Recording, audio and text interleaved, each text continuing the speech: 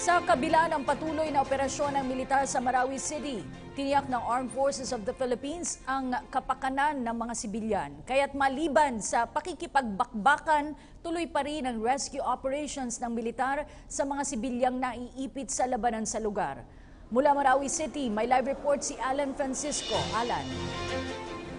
Ang kapakanan-kati ng ating mga kababayan ang prioridad ng pamahalaan sa nagpapatuloy na bakbakan dito sa Marawi City. Kaya naman kaninang hapon lamang ay muling nag-rescue ang tropa ng militar at ang PNP ng mga sibilyan na naipit sa bakbakan.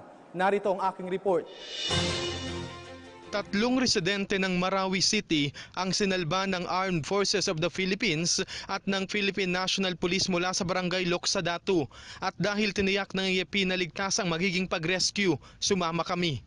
Andito kami ngayon sa barangay Loksadatu dito sa Marawi City. Ito yung lugar na isa sa mga unang kinubkob ng grupong Maute. Sinamahan namin o sumama kami sa mga miyembro ng AFP upang sumama doon sa pag-rescue sa mga sibilyan na naiipit pa rin sa bakbakan sa pagitan nga ng tropa ng militar at ng grupong Maute. At ito po yung si Kuyang naka-blue, yung isa sa mga na-rescue nga ng ating tropa ng pamahalaan. At ngayon nga po ay dadalhin muna siya doon sa safe na lugar para sumailalim at maging maayos yung kanyang kondisyon. Ang barangay Loksadatu ay bungad lamang sa komunidad na pinasok noon ng Maute. Sa aming pagpasok, una kong napansin ang nakabibinging katahimikan sa mga barangay. Maraming bahay, tindahan at iba pang establishmento ang sira at wasak. Ayon sa nakasama naming sundalo, ang ibang bahay sa aming nadaanan ay posibleng pinagkutaan noon ng Maute at sinira nila ito bago lisanin.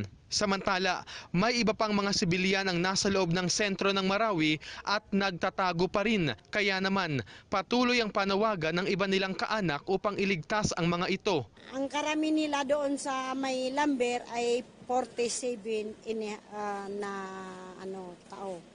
So hanggang ngayon hindi pa sila nakaalis doon. Pero walang patay, walang nasugatan. Yun lang ang sinabi nila sa akin sa text.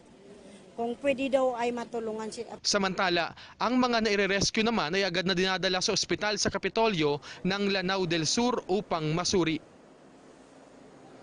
Samantala, magtutuloy-tuloy ang pag-rescue ng tropa ng pamahalaan hanggang sa matiyak na ang lahat ng sibilyan na naipit sa bakbakan ay nasa maayos at ligtas ng kalagayan. At yan ang balita para sa bayan, kasama si Albert de Losario. Ako naman si Alan Francisco, Marawi City. Maraming salamat, Alan Francisco.